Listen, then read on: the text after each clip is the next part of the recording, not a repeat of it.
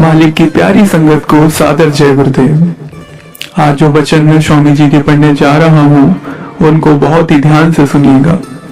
यहाँ कोई बात हम अपने मन से नहीं बोलने जा रहे हैं। ये हमारे अपने स्वामी जी परम संत बाबा जय गुरुदेव जी महाराज के वचन हैं, जिनको आप तक पहुंचाना मुझे बेहद जरूरी महसूस हुआ।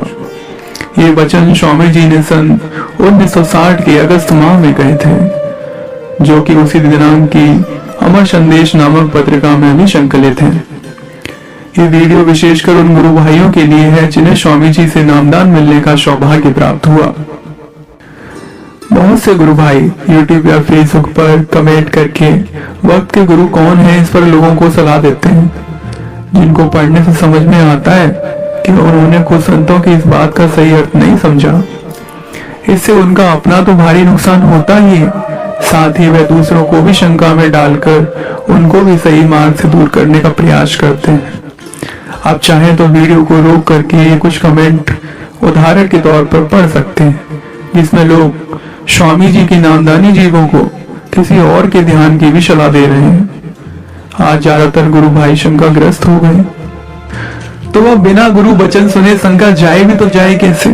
तो आइए जानते हैं स्वामी जी महाराज ने वर्ष 1960 में ही अपनी दूरदर्शिता का परिचय देते हुए हमारे लिए वक्त गुरु की क्या परिभाषा बताई थी और हमें क्या करने का आदेश दिया था। एक एक शब्द को बड़े ध्यान से सुनिएगा।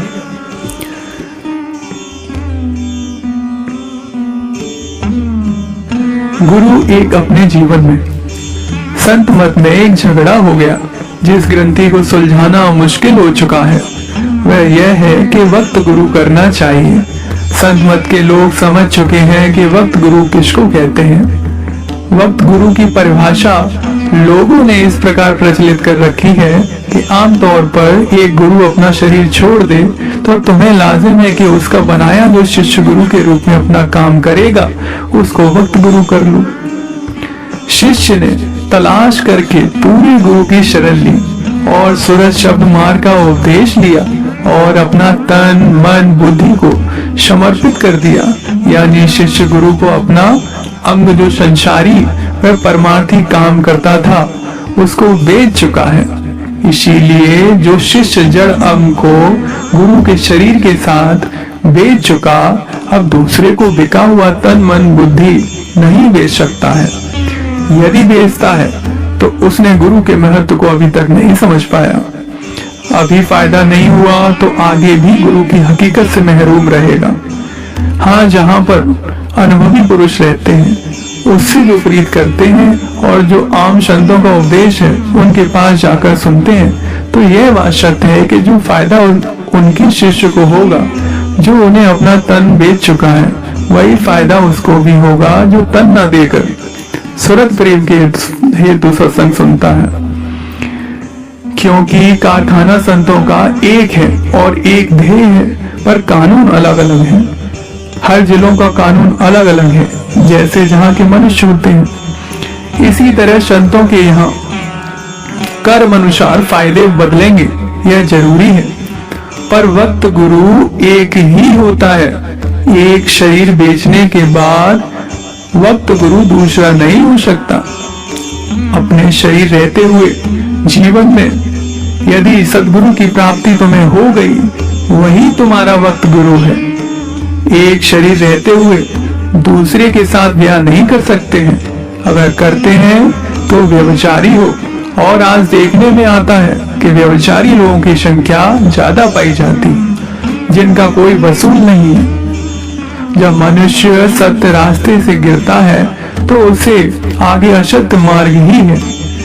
यदि कर्म विधान का बंधन है इस मृत्यु लोक में, तो सत्य है कि उसे इसका दंड अवश्य भोगना होगा।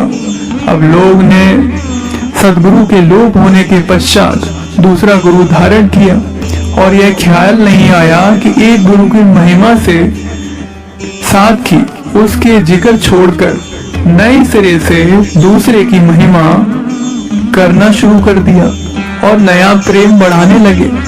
20 साल की उम्र में एक से प्यार नहीं हुआ तो दूसरे से 5 साल में क्या होगा।